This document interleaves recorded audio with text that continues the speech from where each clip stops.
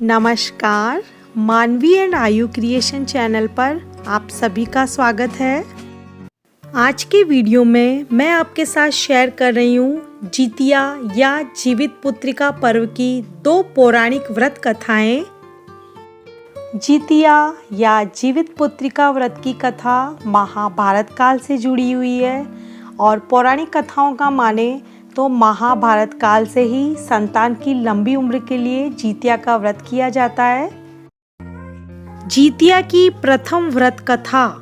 पौराणिक कथाओं के अनुसार जब महाभारत का युद्ध हुआ तो अश्वत्थामा नामक हाथी मारा गया, लेकिन चारों तरफ ये खबर फैल गई कि द्रोणाचार्य का पुत्र अश्वत्थामा मारा गया है।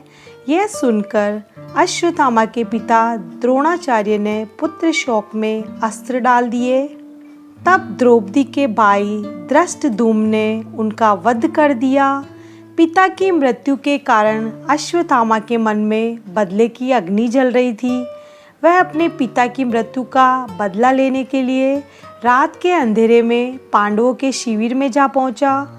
उसने पांडवों के 5 पुत्रों को सोया हुआ देखकर उन्हें पांडव समझ लिया और उनके 5 पुत्रों की हत्या कर दी।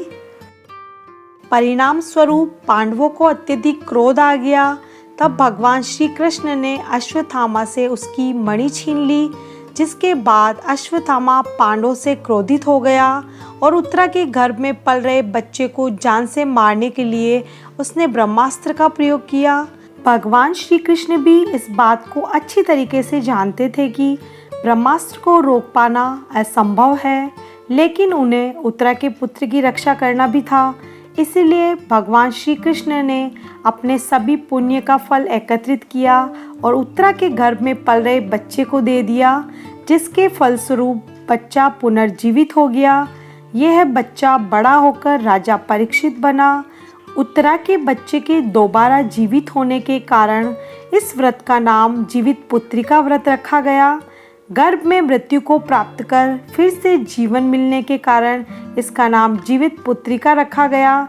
तब से ही संतान की लंबी उम्र और स्वास्थ्य की कामना के लिए जीवित पुत्रिका व्रत किया जाता है। जितिया की दूसरी व्रत कथा। इस कथा के अनुसार गंधर्वों के एक राजकुमार थे जिनका नाम जीमूतवाहन था। वह बहुत परोपकारी थे। उनके पिता ने राजपाट छोड़ दिया और वन में चले गए। इसके बाद जीमूतवाहन को राजा बना दिया गया। वह राजकाज ठीक से चला रहे थे, लेकिन उनका मन उसमें नहीं लगता था। एक दिन वह अपना राज्य छोड़कर अपने पिता की सेवा के लिए वन में चले गए। वन में उनका विवाह मलयवती नाम की एक राजकन्या से हुआ। एक दिन जब जीमूतवाहन वन में भ्रमण कर रहे थे तो उन्होंने एक वृद्ध महिला को रोते हुए देखा।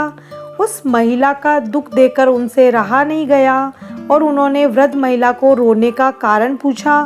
रोती हुई महिला ने उन्हें बताया कि वह नागवंश की स्त्री है और उनका एक ही पुत्र है। उसने बताया कि पक्षीराज गरुड़ को नागों ने वचन दिया है कि हर रोज एक नाग उनके पास आहार स्वरूप जाएगा और उनसे वह अपनी भूख शांत किया करेंगे। उस महिला ने बताया आज उसके बेटे की बारी है।